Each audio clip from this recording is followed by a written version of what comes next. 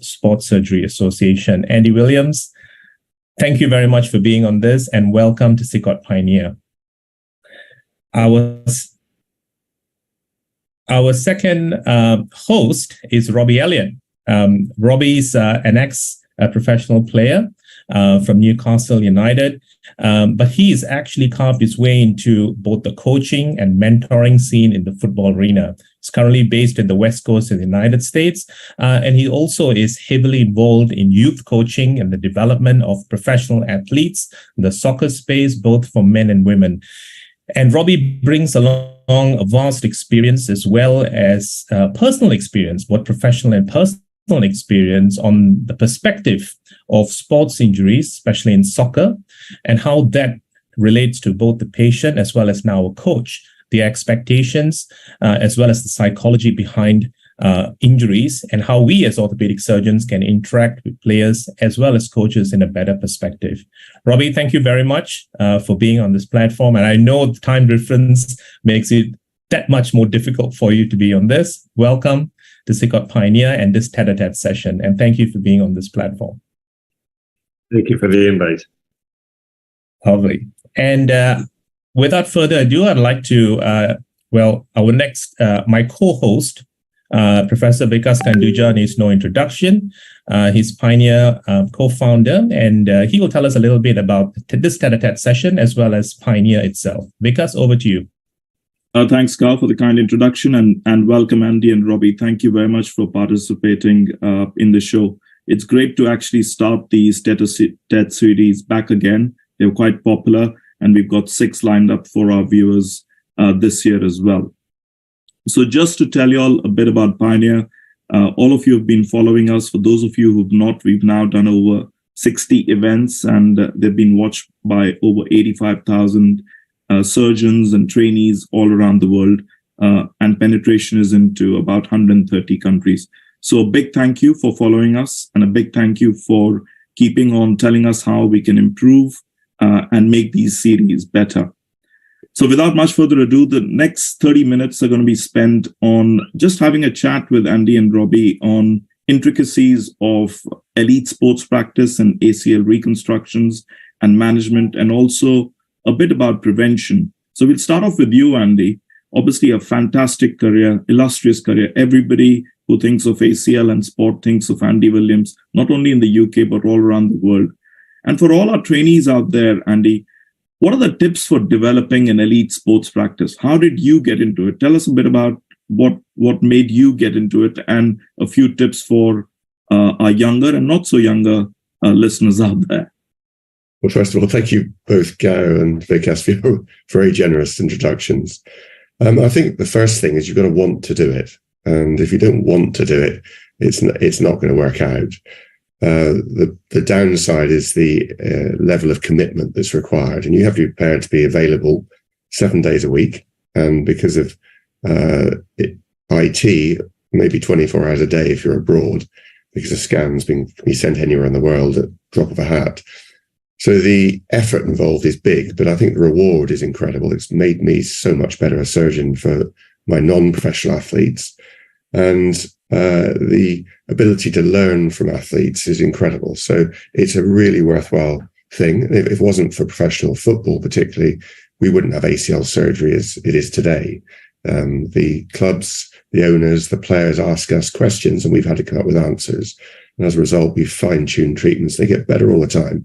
And so sports medicine, sometimes a dirty word or two among some doctors, actually is a really good driver of quality practice for the general population. So it's a good thing to do. But to make it happen, I think, first of all, you have to make that decision. You're going to go for it. You've got to realize you have to be super specialized. You can't be a generalist these days. No athlete wants to see a jack of all trades. They want somebody really focused. And you have to somehow manipulate your practice to allow that. And for me, it was saying no a lot to non-knee related things. Obviously, early in your practice, you get offered lots of opportunity, but it's best to just focus. Also, I think a commitment to research and lifelong learning is critical. I've never, ever advertised to a club. I've never phoned them up and said, I'll be interested in looking after you. but I think you seize every opportunity comes your way. So I started in 1999, a couple of years after I got back from Australia from a fellowship. And I was that year in Australia, in Brisbane, with Peter Myers and Peter McMenamin, inspired me to deal with sport, because I saw so many athletes. And I made the commitment within that year I was going to go for it on return. And so I think having a fellowship experience abroad and working with people in this rather unusual field is really valuable if you can. And you've then got to really hone your skills and be committed to getting as good as you can, as quickly as you can. And then what will happen is a club will come to you with a player and try you out, if you like. I remember my first club, bizarrely, was Chelsea Football Club. They sent me 2 players that didn't need surgery to see how I got along. I think I passed the test. And then about a month later, they sent me a young lad from the academy who needed a partial meniscectomy. And that went well. And so it went from there. And then after a while, other clubs will phone Chelsea, and I think it was Brighton who were next. They phoned Chelsea, who do you use? And I got Brighton on board. And then you create a black hole eventually. And in some sports, it's easier than others. I think rugby, I was fortunate enough to operate on a very big name player who had a successful outcome from ACL, and a year or two later got a winner's medal in the World Cup final. So rugby was very easy to corner the market, if you like, and there were only 12 teams in England. And so that's been easy. Whereas football, there are a lot more interested parties. There's a lot more suspicion, because the poor players have everybody in their ear, because you've got to look at football not just as a sport, as well as being a sport, is a multi-million-pound, dollar, euro entertainment business. And the money that comes in at one end is fantastic, because it's really allowed us to develop the sport, and it's a fantastic spectacle. But the other, on the downside, it attracts people who have vested interest, who may or may not necessarily do what I think is right for the players. But once you establish that reputation, the work just keeps coming. But you've got to keep working at it. You can never say no. You've got to realize you're only as good as your last case. And if things don't go well, you're done. So it's never-ending effort. But that's probably how it, if you look at my pathway, that's what happened. So to summarize, and the 3 things that I'm picking up from here, and Andy, obviously you can correct them. The first thing is you got to want to do it and be available 24/7, 365 days of the year. So that's the commitment bit. Yeah. The second thing is you start saying no to other things early in your career, so that you start the focus. And probably the third thing is develop the expertise to actually get it right every time. There's no wriggle room. I'm sure Rob would agree with that. You don't want a surgeon to have a go. You want the right surgeon to do the right, make the right decision, and then do the right operation and execute it perfectly. So it certainly keeps my stomach pretty tight the evening before an operating list, or even seeing somebody who's important, because but in truth is that challenge is something I love. I often think my mentality is a bit like the players, in that I like winning, and just like the players, we think about how we're going to win a game, and it's about the strategy, tactics for that particular case, and every case is different. And athletes are special as patients for a number of reasons. But one is they get rare things from the general public's point of view, and you'll learn about those odd things. We published 10 years ago on the 15 years ago on deep MCL injuries, which hadn't been reported before. But that knowledge means I can pick up the odd case from the general public, and they may have seen 4 or 5 surgeons, don't know what to do. So that was the benefit of seeing rare stuff. But also athletes get common things, but exaggerate them massively and make them much more of a challenge to deal with. It's one of the reasons I realized that lateral meniscectomy is really the beginning of the end of the knee. Sometimes you have no choice, but you've got to therefore impart that information, or better still, try and repair the meniscus every time in the lateral side, because normal human beings will wear their knee out later, but the consequences are still there, and the roost, it all comes home to roost in the end. Cool. Awesome, Andy. Thank you very much. Gao. Thank you, Andy. That's enlightening. Robbie, I'd like to pick your brains on the same sort of approach, sort of dedication, focus, technical excellence. I'm sure this applies, and I can sort of have first-hand experience with something similar going on in Singapore as well. A lot of the coaching academies and football schools have evolved enormously in the last sort of 5 to 10 years in terms of their philosophy and approach. From the sort of ex-player and coach perspective, what do you think has been the biggest development in the kind of rehab and return to sport space in the kind of professional soccer area domain? Again, solidly on the front. Yeah, and I think over talking about the Premier League, it's moved away from purely a pathological approach to understanding the needs is more holistic in rehab. Treat the patient, treat the player, not necessarily just the injury. I think that's a big thing, understanding who you're working with. And I think Andy pointed to it there on the focus on like picking one injury, but also understanding that sport. I think that's a huge thing to be able to speak the athlete or the patient's sport, to understand it, and not just understand the injury that you're going to solve, but also the demands they're going to be put on that structure when he comes back to play. Because like Andy said, athletes aren't normal people, so to speak. They put themselves in incredible positions, incredible pressure. So I think understanding the holistic view of getting the player back. The other thing that's come back over time is there's a lot more data. So instead of just being a little bit more broad in your view of the rehab, you actually have KPIs. You have the ability to be very bespoke with your return to play protocols, and I think data used in the right way is very strong in that reason. I Excellent. could certainly add to that. I think one thing we're not taught as trainees is about rehab, really. And as Robbie said, it's absolutely critical to understand neuromuscular function, what it does in terms of shock absorbency, stability, as well as power and speed, why the athletes train. And you have to get involved in rehab. In many areas of medicine, we wouldn't need to, but with athletes, we've got to discuss what's sensible, what's not sensible. And it's a real team effort with the club doctor, club physios, and trainers, etc. And also, of course, the player. They've got to buy in. And it's being a professional athlete. A lot of it is boring and hard work.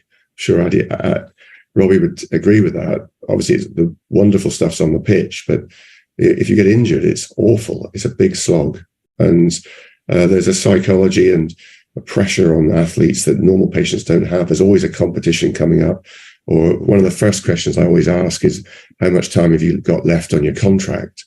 Because for an athlete, that can be critical. And if I do something clever that means that they won't get back before the end of their contract, then they're in big trouble. So sometimes there are extra factors that will affect decision making.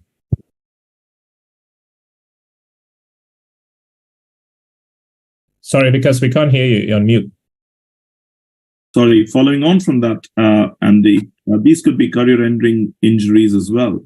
How do you really manage the athlete and the team at the time when you know that this guy may not be able to play the next season? And obviously the team. Yeah, so I mean, there are, particularly in rugby, there are many awful injuries.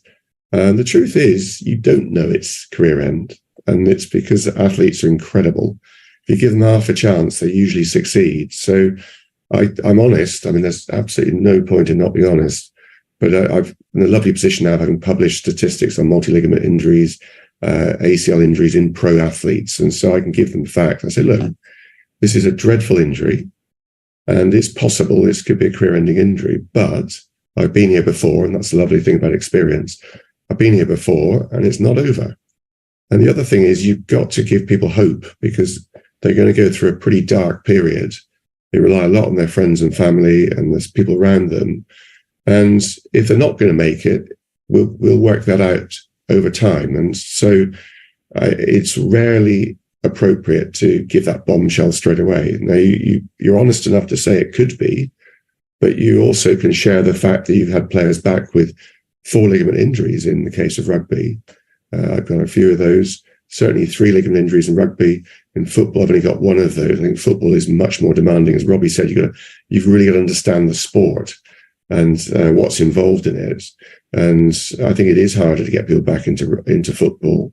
I do a little bit of work with the NBA, but I think basketball also is a pretty brutal sport to get back to, whereas NFL and rugby are a bit easier. But it's part of that never giving up thing. And one of the other lines, that if someone's got a multi-ligament, I'll say you and I are going to become close friends by the end of this, because it's going to go on for months and months. And you've got to work together. And if you destroy a young athlete or even an experienced athlete by being too negative, then it's not helpful to anybody. And I know that the medical teams will often say that, you know, their experiences with, they go and see a surgeon, it was all just too negative, and that's not what they need. You must never lie, but how you present the facts needs to be positive. So then a question to both of you on that return to sport aspect. So Andy, from a surgeon's point of view, when are you happy for an isolated ACL to get back to full sport? And then Robbie will ask you the same. And let's see if there is a difference on that. There might be a difference, I don't know. I mean, if you read the newspapers, it's always 6 months. It's not. My mean in the series I published in the KSSDA was 10 months. Now, if it's a straightforward ACL with no add-ons, it's 8 months, but it's not 6. However, of course, I've had players get back at 5 months and anecdotes like that, but you never advertise that because it's not true. And what I will say for a primary ACL to a player is it's going to be 6 to 9 months. So it's at least 6 months. And if you go back too early, you run the risk of re-rupture, but also not playing well. And that's not good for a player's soul, if you like, but also the coaching staff might think they're finished and drop them. But I want to see confidence in the player. That gets a bit dangerous close to the return to play time, because athletes will get their minds over anything. And I say to them, look, you know, if you don't feel right, you've got to tell us. And it may just be you need more time, but it needs to be at least 6 months. Got to be confident. You need a dry knee. Effusion is bad juju. It's a sign the knee isn't coping. They've got to be aerobically fit. If they're not fit when they get back on the pitch, they'll fatigue, then they'll lose neuromuscular control, and they're really at risk then of re-rupturing. But the magical thing really is symmetry in how the limb looks, the bulk of the muscle. You can do strength testing, various functional tests, but I want them well within 10%. And I don't go just on one test. Isokinetic testing is helpful, but it's not the be-all and end-all. And just the multiple facets of assessment and almost symmetry is what I want. Thanks, Andy. Robbie, what are you looking at from a coach and a physio point of view? Yeah, I think Andy's right. And you like to give like a range of time. And it also depends on the stage of the career and the recommendation. So if it's a younger player, you're not forcing them back. You're trying to get as much time as you can within reason. A more senior player is going to want to get back a lot quicker. And this is where it also becomes a conversation. You can't let the player take over. If a player's trying to get back for a tournament or a game, they have to do what's right for the player or the injury, not just what the player wants to get to, because again, that can all end in heartache. And I'm more of an outcome-based timeline than just a normal time-based. I know back in the day you'd be jogging at this stage, but it's all about the outcomes, because there's always going to be issues along the way. And players it's bad enough being injured in the first place, but then when you get let down during the rehab, that is just a double whammy that mentally players, it's a hard hit. Yeah, and to have a re-rupture, you know, players can lose a second season. That alone that timeout can be career-ending. They may have a perfect result knee-wise, but if you miss 2 seasons in pro football, particularly, people won't wait for you unless you're very, very special. And it's very interesting that the boys and girls who have surgery, they all get back on the pitch. They're all happy with me, but they very, very rarely get a contract. And I think the reason is that they miss a year of development when they're coming through, and they never catch up their peers. I used to think it was natural selection, but actually, I think that year out, that season out, just finishes them. If you're a very established, particularly a successful player at the top level, everyone's going to wait for you. There's so much investment in you that everyone's relaxed. And they also know you can do it. also as a player, you've had your training and development, you know you can do it. So in some ways, they're the easy ones to get back. But obviously, there's a lot of pressure related to it. I think on that point, just quickly, is during the rehab, it always used to be they were focused on the injury. So let's go to the knee. Whereas now it's an opportunity to work on all the deficiencies you have, which when you're playing and you're fit and you're training every day, playing week to week to week, you never have that time to actually look at what you need to address, because you've been playing football from probably age 14, 15, all the way through to this injury. So it's really important that during that time, yes, you're trying to get the knee right, but you have the opportunity to work on the rest of the body, so you actually come back a better athlete. And if you don't do that, often the classic is you'll come back and you do something else, like a hamstring or a groin. And you see that in the newspapers and on TV, endlessly players coming back a little bit quick, they're not conditioned. And as Rob said, if you've missed that length of time, which you've never done in your career, if you're a professional cricketer now and you're playing IPL and you're at the top level, those guys have 2 weeks off a year. I'm seeing injuries in cricket I never used to see in the knee. The knee used to be rarely injured in cricket, but particularly the fast bowlers, they are slamming their knee into hyperextension repeatedly every day of their life, bar 2 weeks. I think most of them get so nervous taking 2 weeks off, they still bowl during their holiday. And it's the repetitive overload is massive. So things are changing. And if you're not robust physically, when you get back to sport, you'll be found out. I mean, top football players are running 10K plus per game, and they're playing 40 plus games a year. And then in the off season, they're still playing and training. The recovery time gets less and less. When I started doing professional rugby, they had most of the summer off, but most of the teams now just have a couple of weeks, and they beat the hell out of each other in training. You can't play rugby softly, Interesting questions coming from the audience, actually. So obviously there are a fair few watching. Robbie will ask you, which field position are soccer players actually more susceptible to sustaining ligamentous knee injuries? And does that affect your field placement as well? I think Annie might be better to answer which position. I don't know, to be perfectly honest. That's a great question. But yeah, that'd be an interesting one if there is an answer. No, it's a great question. I should know, but I don't. We've got the data. I think we may have mentioned it in one of our publications, but I'll have to go away and hit myself a few times. I should know the answer to that. I think goalkeepers less, I can tell you that much, but I'm not going to guess. I don't know the answer. My feeling is in football, it's pretty evenly spread, but I don't know. But in rugby, the most dangerous position to play is outside centre. That's rugby union. Those guys are being hit at speed. It's a very violent position to be in. The big forwards are slugging it out, but they never get up much pace. But you don't want to put your kids into outside centre. Top tip. Robbie, I'd like to ask you, and then Andy after, about boys and girls. FIFA women's tournaments going on at the moment. There's a lot in the press, social media about women and ACL injuries. Are you seeing this on the ground? Is that happening more and more? Is there something we've not really recognized? Is it a gender diversity issue that we probably need to address, or is it all just social media and hype? Is that really happening? Fact or myth? I would say fact. When you look at the numbers of, there's even one or two players in the World Cup currently who could have the ACL injury.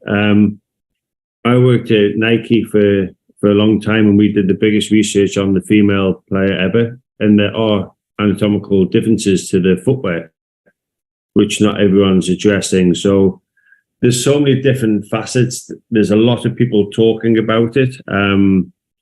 Is it they're expected to play more professionally now without the support that the men get?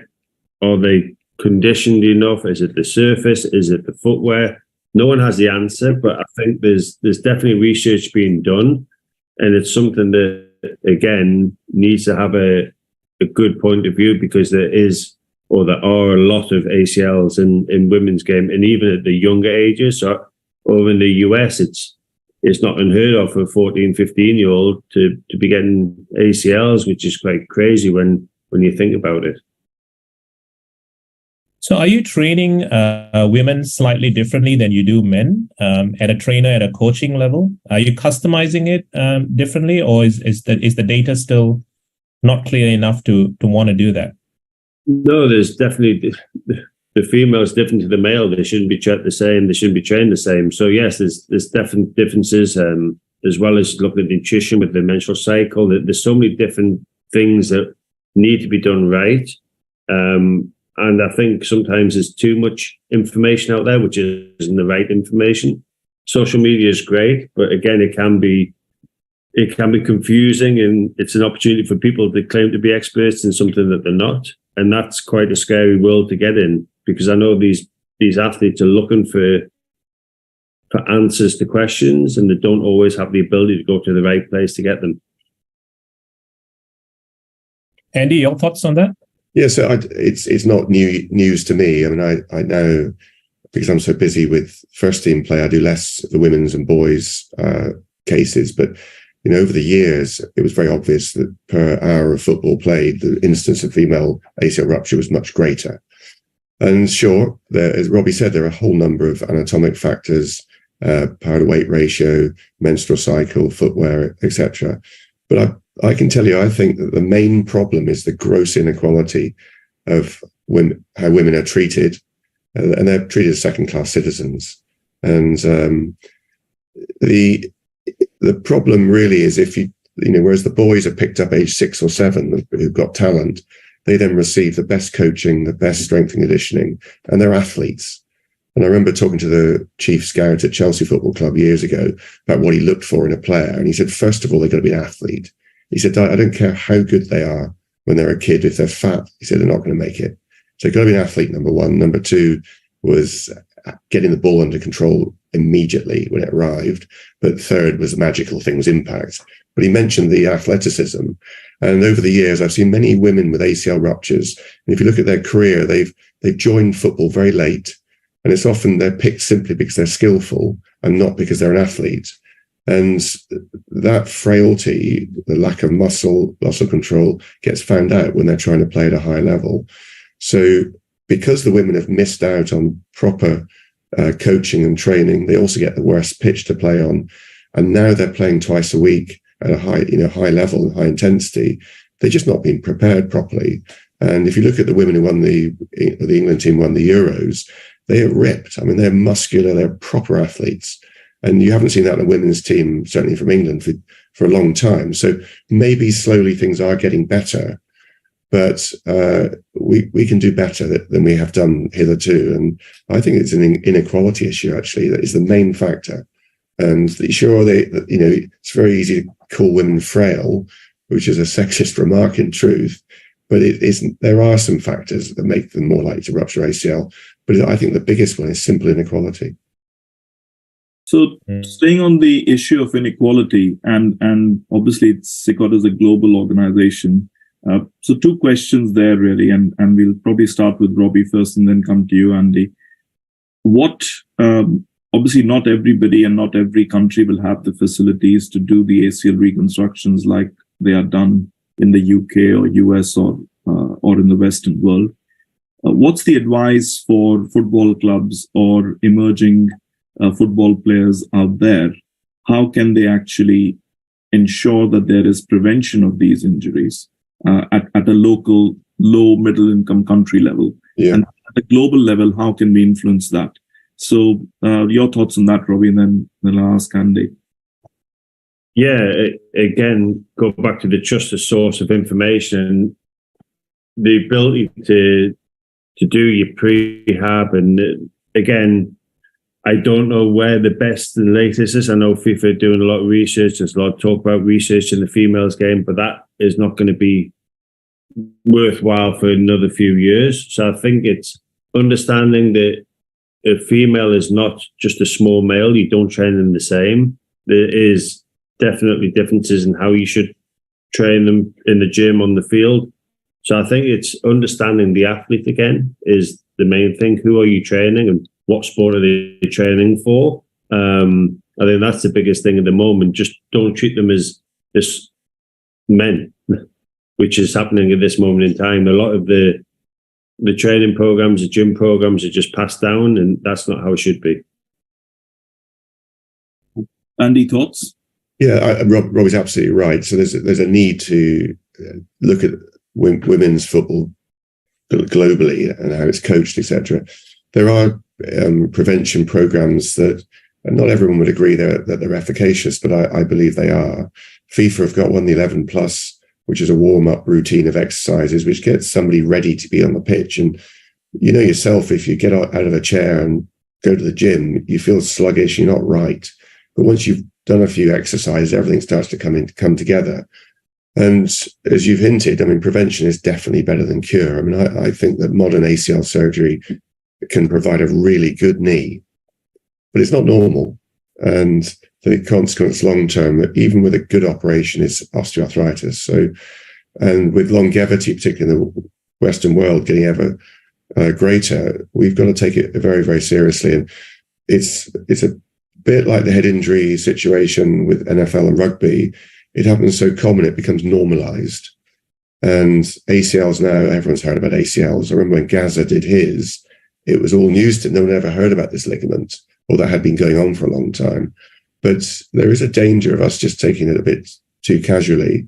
And I'm quite shocked at, the schools I've talked to around London, the coaches aren't interested. And often they're ex-play, particularly the rugby schools, they bring in basically coaches, and they're called teachers, but they used to play rugby and they got very little pastoral care, and they're paid to win for the school concerned. And I was quite surprised how little interest there was in prevention. So there's a need for massive education and cultural program, if you like. And for the countries that don't have a facility of good surgery, and that, which is very sad, then you've got to go for prevention. And that's about neuromuscular programming pre-match, but also maintenance program of strength and conditioning. The big difficulty you've got, there are some players, and particularly women, who've got very bad jump land mechanics, who maybe have a lot of valgus. Are you really going to tell them not to play football when that's something they love doing? And I've just operated on a very big name player, and he's just not put together right. And I know that last season we treated him for MCL injuries on the one knee. I've now dealt with the other knee, and I'm pleased he's got an 8-year contract. That's all I can say. Cool. Another question, interesting question coming from the audience. To which soccer player would you advise that soccer is not suitable for him or her? That's just what I was talking about, really. And I mean, with genetic testing, one day we'll probably be able to tell you at birth whether they're going to make it or not. And you've all heard about probably heard about the sporting gene. And great sports people have got a long ring finger. So if I move my fingers enough, I can make it long. But there probably is, there's definitely genetic predisposition to disease. I mean, the older I get in medicine, the more I realize how important your genes are. And, my dad's always been a big fat lad. He's 86 this week, still struggling on. Whereas his best mate was a county athlete, marathon runner, skinny as a rake, died a couple of years ago of heart disease. But then that guy's dad died of heart disease at 50. And you can't choose your genes, unfortunately. But genetic testing is scary, because the implications of it, imagine every contract that's signed as a youth, will they do a blood test? I'm sure the world will have to, various governments will have to make that illegal, but the sports clubs want to know they're not wasting the money in investment. So, but there's some people nowadays you look at and you just think, my God, how are they going to survive? And I think probably 8 times out of 10, you get it right. You look at them and just think there's trouble here. And it's partly exposure to injury, but also overload. So those who get tendinopathy often are malaligned, etc. And so I don't think you can tell somebody to stop. But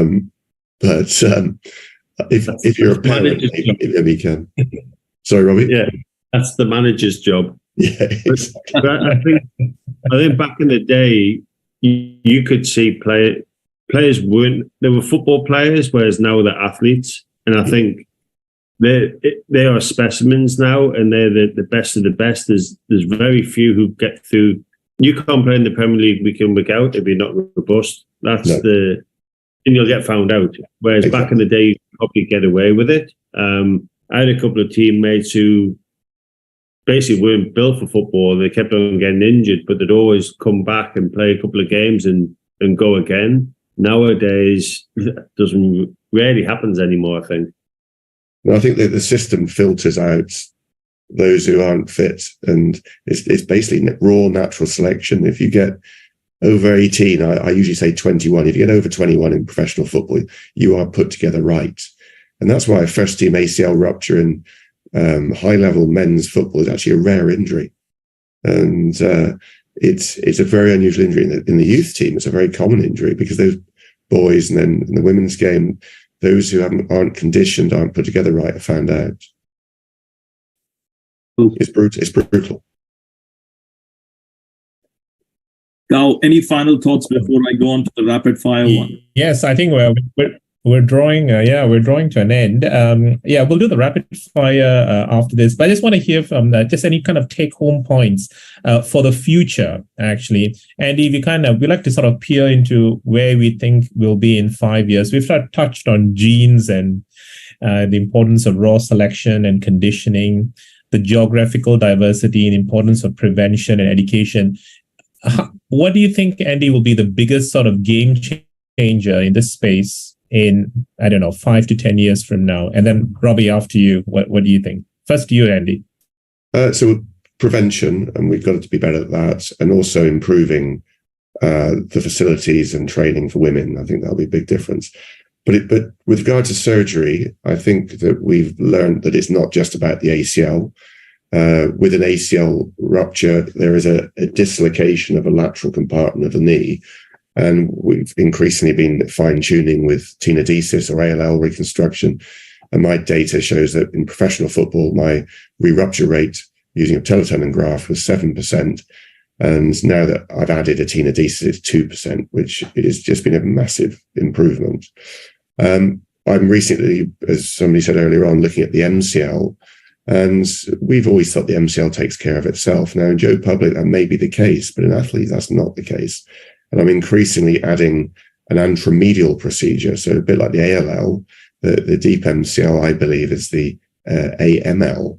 And if you look at the orientation of the fibers, and Werner Muller pointed this out in his book in 1982, so it's not new, the deep MCL is lined up like the ACL. So I think we get better at doing the fine-tuning, working out which meniscal lesions need fixing, looking at the soft tissue envelope globally and fixing things that need fixing. And I think that will, without question, improve results. And I would say, sorry, Gav. Sorry, I interrupted you. Go ahead. And I'd often say that, what do you need to operate on everybody? The answer is no. Of course, not everybody needs an ACL reconstruction, but most young active people do best to have a good operation. I choose my words very carefully because the worst thing is a bad operation. And actually, I think the biggest improvement will be creating consistency in surgery. It's the biggest challenge in surgery. How come if you go to one person, the results are going to be reliably great, and you go to somebody else, it could be reliably bad? And I was at a meeting some years ago, a management consultancy person, ex-doctor, in fact, said, the healthcare purchasers, there are a couple of things that drive them mad. One is that healthcare price goes up year on year, but they sort of get their head around that. And it's partly because doctors come up with lots of good ideas of new treatments. But the thing that drives them crazy is that there's variability in outcome, and they're paying the same price. And how come if you go to the Martini Clinic in Germany, there's a less than 1% risk of becoming impotent or incontinent after radical prostatectomy. And there are some hospitals, public hospitals in the UK, it's 30%. It's just, that cannot be right. So I think in the next 5 to 10 years, we have got to either stop some surgeons operating if they're consistently bad, which is a very political and difficult thing, but we've got to train them and teach them and help them to be consistently reliable. And I think that's the biggest challenge in surgery. And actually, we can do that. There are various ways. I'm involved in some robotic work for ligaments, it's been fantastic for joint replacement. So, we need to harness the technology, and we also need to get follow-up data, and everybody has a duty to follow up their patients. And I had a shock. I moved my femoral tunnel position for ACL from the AM bundle, the traditional position, to the central so-called anatomic position. And that was very trendy and popular about 10 years ago. My re-rupture rate in professional football doubled. And I only found out when I looked at my data to give a talk on tunnel placement. And I can remember sitting in my room in Canada the night before, in Toronto, before I gave the talk. I almost fell off my chair. I knew there'd been a problem. I had the data in front of me to tell me I must not put the graft in the central anatomic position ever again. And I went back to the M bundle, and the results have gone back to where they should be. And so, I think those are the main things. Awesome. Thank you, Andy. I think we could write a review article on just what you just said. There's just so many pointers there. Robbie, over to you. The future. Peering 5 years from now, what do you think would be the biggest difference in your space? I'm hoping there's the quality and the consistency, a bit like Andy. It's like the Wild West out there, especially when you go out the professional game into the youth ranks, and it's the duty of care is not there, the education is not there. So I'm hopeful in a few years there will be, like I said, some places where you can go to get this knowledge, and actually even at the grassroots level, kids just play. They just play football. They don't prepare to play football. And that's something I think at a younger age, if you're not in a professional system, that's the big miss. So hopefully just a more professionalized system throughout the whole grassroots. So thank you very much, Robbie and Andy. We're just going to summarize very quickly, and then we'll move on to the rapid fires, a sort of very quick firing set of questions. So we've talked about values of an elite sports surgeon, sort of dedication, focus, commitment, and obviously technical excellence. We then talked about the value of prevention and how that's probably the future, and the value of education, especially in sort of a geographically diverse space that we have globally, and different infrastructure in different parts of the world. We also talked about gender diversity and how it's important to treat women athletes and boys differently, but also within one gender itself. Not every athlete's the same, and the conditioning therefore has to be different. And finally, we touched on future, the value of data research, how anatomy and appreciation of these different snippets of knowledge will change the way in which we practice, and also change the way in which we do rehabilitation. So Vikas, shall I start the rapid fire session with Andy first, and then we can hand over to you? Are you okay with that? Yeah, absolutely. Go for it, Gav. This is the firing squad, is it? Yeah, this is it. That's right. 1 minute to answer all. Correct. So this is simple. This is easy. Andy, just tell me the first thing that comes to your mind. Okay. That's a dangerous thing. And you can skip. You can skip, right? You can skip. You're allowed to skip. But just the first thing that comes to your mind, or the first sentence. Just a quick answer, right? Okay. First thing. Amazing career, very, very colorful, very experienced. What would be the one thing you'd have done differently? Is there anything? No, I can't change everything. I've been so lucky. I mean, if I was single, I might have gone to the States, because I think there, if you have talent, they don't care where you come from. If you have talent, they lift you along. And certainly for my research funding, it's a battle here. I've got to fight. Yeah. And we got to scratch around for a few quid to do a project. The Americans, they put money behind talent. So I think that's my only frustration. But, I met my wife when I was 18, and she wouldn't have wanted to have kids growing up there. And so I couldn't change anything. I was a builder's boy from Devon, went to a primary school and a grammar school. I couldn't imagine what life's given me. I mean, there's a friend of mine keep telling me off saying I'm lucky. I'm bloody lucky. I've worked harder than anybody, but I am so lucky. So no change. Okay. Who's your favorite soccer player? Oh, I've got a couple. Okay. Patient, First name. Craig Bellamy, much maligned, just a top bloke, charitable. He could drive you crazy, but he's wonderful. Awesome. As an elite sports Robbie surgeon, Andy, yeah, I'll come to that. As an elite sports surgeon, Andy, do you think it is important that you are an athlete or a sportsman yourself? I think it definitely helps. And when I went to Brisbane, Australia, my fellowship, I was 32, I had a kid. I was letting things go a bit, there's no doubt. So having met so many athletes in Peter Maher's office, I just thought, if I'm going to do this, it's about respect, and trust and faith. And if an athlete comes in and you clearly look unhealthy, they can't respect you for that. So I joined a gym, and I've just been to the gym this morning. I mean, it's a work in progress. I absolutely love sport. So the answer is yes, it helps. It makes a big difference. And I've only ever had one fellow who wasn't interested in sport, and he was useless. Right. Last question, Andy.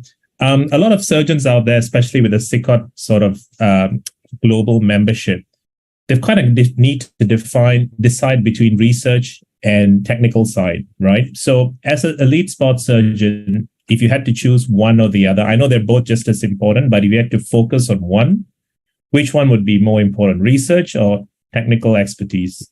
The truth is, if you're bloody minded like me, you can do both, but it kills you. But my love is the clinical stuff. I was in a position to be have an academic pathway. I was senior lecturer for 3 years, and obviously the route would be professor, etc. And I've been offered a number of professorships, but turned them down because my love is interacting with people. At school, I was thinking about law or medicine, but I like talking to people, and just that human interaction is wonderful. And then using skills, and one of the joys of our work is that clinical examination is still massively important. We don't just treat blood test results, etc., like the physicians. I'm not denigrating them, it's just different. My hands and ability to examine a knee still makes a massive difference. MRI is wonderful. It just shows what's wrong, but doesn't say how wrong. And that's the examination. So I've got a player flying in over the weekend from abroad. Is a big deal, been signed, strangely without having had a medical. He's ACL deficient, I'm told. I've seen his scans. It may not be as bad as that. So it'll come down to me examining him. And I think, as I was once told, just after a medical, and there was a player with various problems, it was our biggest signing in British history. A guy from the club said, "Andy, you've got to realise your cock is on the block." So that'll be Monday. Monday for me. But it's a real pleasure to have that. And then we identify the problem. We have wonderful surgeries that can fix it. And at the end of your operation, your intervention, as long as there isn't infection or surprise, that intervention will make a big difference to that person. So it's incredibly fulfilling. So clinical, definitely. So Andy, genes come in here then. Builder's son, you need to do things with your hands then. For sure. You see, I was born in 1964. There was good free education. I was lucky. But I was on the tools since I was about 6. And, my posh mates can't hold a hammer or a chisel like I can. They can't bloody drill straight either. I've been doing it. It's a 10,000 hour rule. I've been doing it since I was a kid. Yeah, absolutely. Mastery. Andy, 2 more quick questions on the rapid fire. On the surgical side, which is the best graft? Oh, the best graft without question is patella tendon. It's got bone blocks at each end that heal rapidly. It's got natural soft tissue attachment. But the price may be not worth paying for some sports if you're involved in kneeling, et cetera, et cetera. So I use hamstrings frequently. In rugby, I use patella tendon, all football players. But patella tendon is my favorite graft. And it used to be an awful graft in terms of morbidity. But the technique now is very slick. It's, we've written it up in a chapter. If you look at ResearchGate, you can just get a copy of that. But it's attention to detail and do the surgery well. Some of my patients will say it's less painful than the hamstring they had. So patella tendon is the best graft, but it's not appropriate for all sports. I don't like allograft, but there is a place for allograft. And the last 2 I did were in an Olympic sprinter and Olympic rower. And the Olympic sprinter is still winning medals, and she's 15 years on or so. And she's on a 4x100 team. So, you can't afford to lose a thousandth of a second. So that's why I use allograft with her, but she runs in a straight line. So it's horses for courses.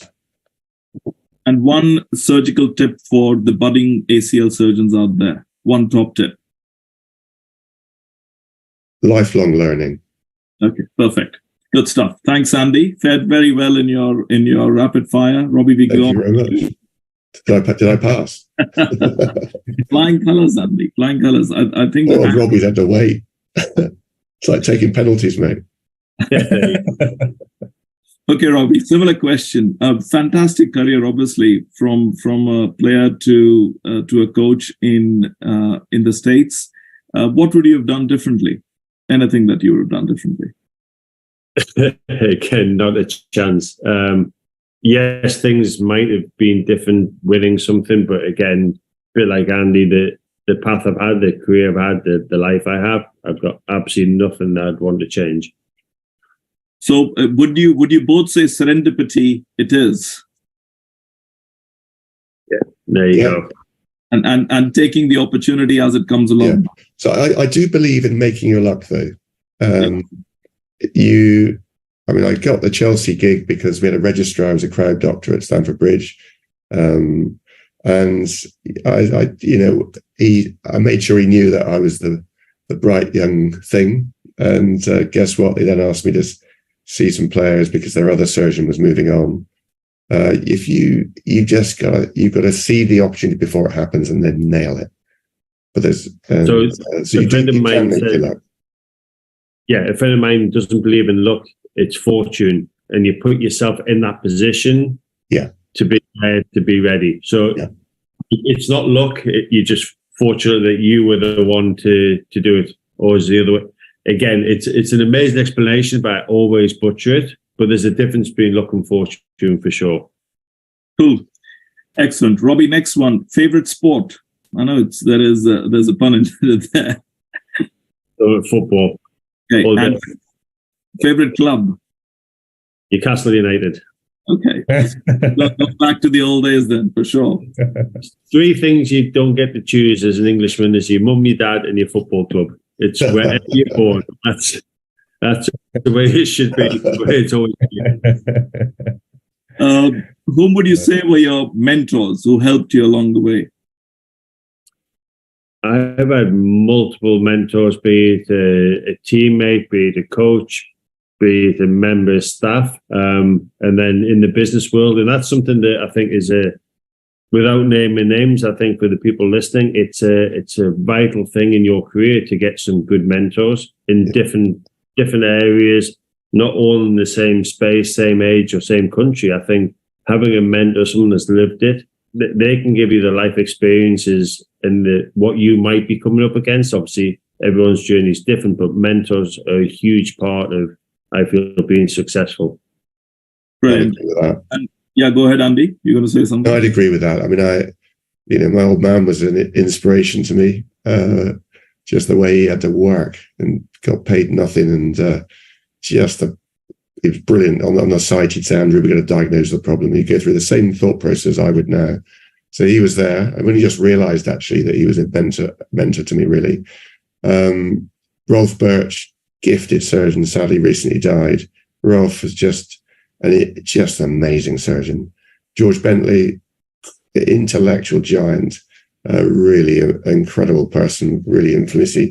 And I guess Peter Myers in Brisbane, he showed me where the bar should be set. He's a brilliant surgeon, brilliant guy all around. So I'm sure I've left a few out. My wife will get upset if I don't mention her, but she's been very, very tolerant, I think probably is the correct description. Tolerant even now, waiting for you on the waiting for cricket. Do you join? Yeah, I apologize. I kicked the radio. I'm sure you all heard some of the commentary, so I do apologize for that. Last one to you, Robbie, and then we'll draw this to a close. How do you choose a surgeon that you want to send your patient to? I think it's all about relationships and trust. So again, this happens over time. Andy will tell you that you have to walk in the room with a good expectation that he's going to or she's going to provide the right operation for the player, give it the right support, and just humility. I think we touched on it very early that you're not experts in the rehab, so don't try and work with the staff. It's a team effort from the player to the staff on the ground to the surgeon. I think once you have that relationship with the club, like Andy testified to, you'll just keep getting work. So I think it's all about your relationships and in connection with the people that you're working with. Yeah, Brilliant. absolutely agree. Right. We've had fun over an hour, actually. We've learned so much, and I'm sure all of you have learned so much as well. Thanks a ton, both of you, for your expertise, for all your experience that you've shared, and honesty as well. Thanks a ton, Andy, for being with us. Thanks a ton, Robbie, especially Pleasure. crazy times. And Andy, sorry that you've missed a bit of cricket. I'm sure you'll enjoy the afternoon. Just to let our viewers know, our next webinar is on diversity. And obviously, if you're planning to join us, that's Friday, 18th of August. And finally, do join us for the meeting in Cairo as well. That's the annual meeting. Gal, thanks a ton for getting Andy and Robbie on the show. I'm sure the viewers have enjoyed it. Thanks a ton, everybody. Have a lovely weekend. Thank you. Thank you.